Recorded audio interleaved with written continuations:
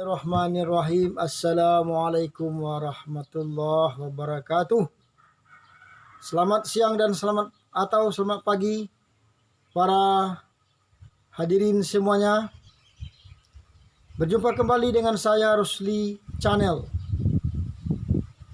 Sahabat semuanya, perkenalkan, nama Rusli, mahasiswa pasca sarjana Unpas Bengkulu. Pada sesi kali ini saya akan menjelaskan tentang bentuk dan perkembangan madrasah pasca kemerdekaan Republik Indonesia. Sahabat semuanya, mari kita lihat terlebih dulu bagaimana bentuk dan jenis lembaga pendidikan khususnya Islam di Indonesia. Dinamika lingkup lembaga pendidikan Islam di Indonesia. Lembaga pendidikan formal Islam yang saat sekarang dapat dibagi menjadi lembaga pendidikan dasar, lembaga pendidikan menengah, dan lembaga pendidikan tinggi. Pada tingkat dasar menengah dapat dibagi menjadi kepada 3 jenis: pondok pesantren, sekolah, dan madrasah. Pada tingkat perguruan tinggi dibagi menjadi 2, perguruan tinggi Islam negeri dan perguruan tinggi Islam swasta. Pendidik dan peserta didik, orang tua atau masyarakat yang menggunakan jasa pendidikan, semuanya adalah bagian penting dari sistem pendidikan.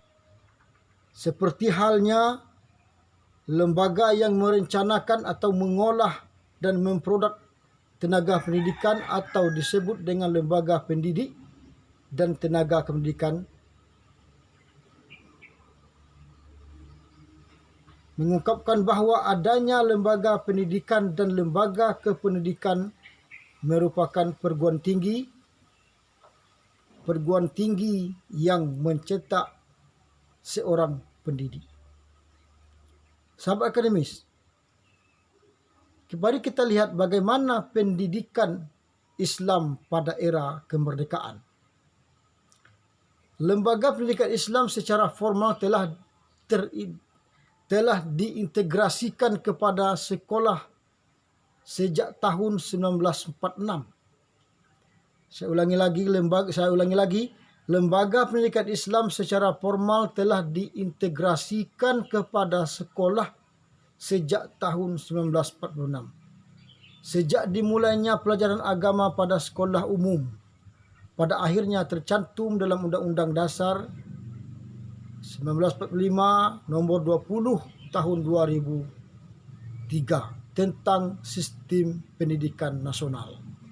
Dengan adanya undang-undang tersebut, posisi pendidikan Islam sebagai bagian sistem pendidikan nasional semakin efektif dan efisien, baik pada lingkungan lembaga pendidikan umum maupun bidang keagamaan. Ketika dilihat berdasarkan dari undang-undang tersebut bahawa perhatian pemerintah terhadap pendidikan agama Islam sudah relevan pada lembaga tersebut, telah disetarakan dengan sekolah umum, sehingga tidak ada lagi terdapat perbedaan antara lembaga yang satu dengan lembaga pendidikan Islam lainnya. Salah satu buktinya pendidikan Islam sudah mendapat perhatian pemerintah dapat dilihat dari pengaruh ide pembaharuan yang berkembang pada dunia Islam dan bangkitnya bangsa Indonesia. Proses demi proses pelajaran umum masuk dalam kurikulum madrasah. Buku-buku pelajaran agama Islam pun juga mulai disusun khususnya sesuai dengan tingkat madrasah itu sendiri. Selanjutnya, ketika keadaan tersebut berbeda, ketika dengan politik pendidikan Islam pada masa Orde Baru yang mulai tahun 1966, pada mulanya umat Islam amat berharap kepada pemerintah Orde Baru agar memperhatikan segala bentuk nasib pendidikan Islam itu sendiri. Namun harapan tersebut yang juga belum terwujud sampai sebagai akibat dari kebijakan politik pemerintah Orde Baru yang terkadang kurang sejalan dengan keinginan umat Islam pada kala itu. Ada beberapa karakteristik pemerintah Orde Baru yang kurang kondusif bagi pengembangan pendidikan Islam.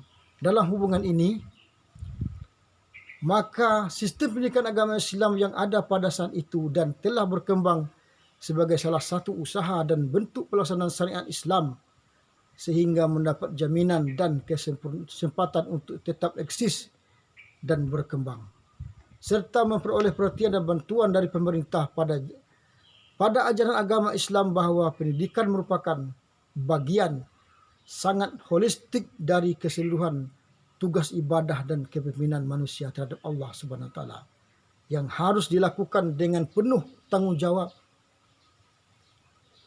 Sahabat semuanya, adapun beberapa lembaga pendidikan pada masa Orde Baru antara lain pesantren. Pesantren pada dasarnya merupakan lembaga pendidikan Islam yang memiliki ciri khas khusus dalam penggunaan kurikulum. Di dalamnya meliputi pendidikan agama, pendidikan ilmu agama, dan mampu mewujudkan nilai-nilai keislaman dalam kehidupan keseharian. Pesantren dibagi menjadi dua macam, pesantren salafi dan pesantren khalaf. Pesantren salaf masih berkaitan dengan tradisi lama seperti kitab klasik, non klasik, sedangkan pesantren khalaf merupakan pesantren yang telah dimodernisasi, yang dilihat dari segi sistem, kurikulum, dan sistem manajemennya. Yang kedua, kita lihat ada pun beberapa lembaga pendidikan pada masa Orde Baru yang kedua, yaitu sekolah. Sekolah merupakan pendidikan yang memusatkan pada pengetahuan yang dikembangkan ialah pengetahuan umum. Adanya pendidikan formal di sekolah merupakan pengembangan pendidikan yang telah diberikan oleh orang tua terhadap anak-anak mereka dalam keluarga. Dengan demikian bahwa proses pendidikan yang ada di sekolah merupakan bagian dari pendidikan dalam keluarga. Selain itu, kehidupan yang ada di sekolah merupakan jembatan bagi anak mereka yang menghubungkan kehidupan dalam keluarga dan dalam masyarakat. Kemudian yang ketiga, madrasah. Berdirinya madrasah Indonesia begitu populer ketika abad ke-20.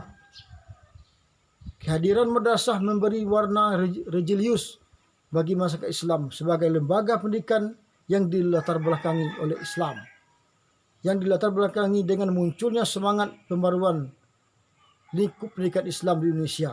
Madrasah sebagai wujud lembaga pendidikan yang muncul setelah pesantren dan sekolah mengadopsikan bagian sistem pendidikan pesantren dan sistem pendidikan di sekolah umum. Yang ketiga, perguruan tinggi. Perguruan tinggi Islam di Indonesia. Yang keempat masuk kami, perguruan tinggi. Perguruan tinggi Islam di Indonesia telah berdiri mulanya pertama kali di Jakarta pada tahun 1945 yang bernama Sekolah Tinggi Islam atau STI.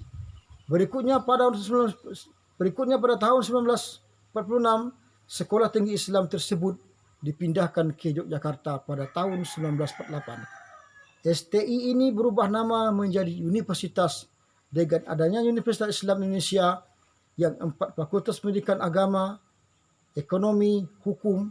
Selanjutnya pada tahun 1950, Fakultas Agama Universitas Islam Indonesia menjadi negeri, sehingga menjadi perguruan tinggi agama Islam negeri.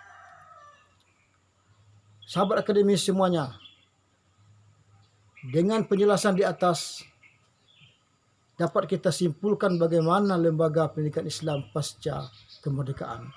Dengan demikian dapat kita beri kesimpulan bahwa pendidikan Islam di Indonesia setelah reformasi mengalami liku-liku menuju kejayaan. Dengan adanya perseteruan antara kelompok Islam, kelompok nasional, dan lainnya yang masing-masing memiliki paradigma tersendiri pada visi dan misi mereka guna menjadi negara Indonesia menjadi negara Islam yang Pancasilais. Ketika munculnya masalah tersebut, maka adanya pergerakan partai politik dan pemberontakan yang dibuat oleh kelompok Islam. Hal yang demikian menyatakan bahwa Islam begitu kecewa dengan hasil keputusan Presiden pada kala itu yang menjadikan dasar negara Indonesia sebagai negara Pancasila. Proses perkembangan lembaga pendidikan Islam di Indonesia pasca kemerdekaan sangat memiliki perubahan yang sangat besar.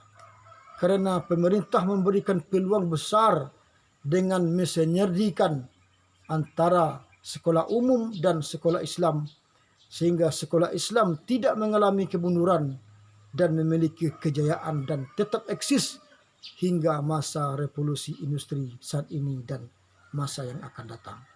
Semoga penjelasan ini menjadi khasanah keilmuan bagi kita semuanya. Mohon maaf kalau ada kesalahan. Assalamualaikum warahmatullahi wabarakatuh.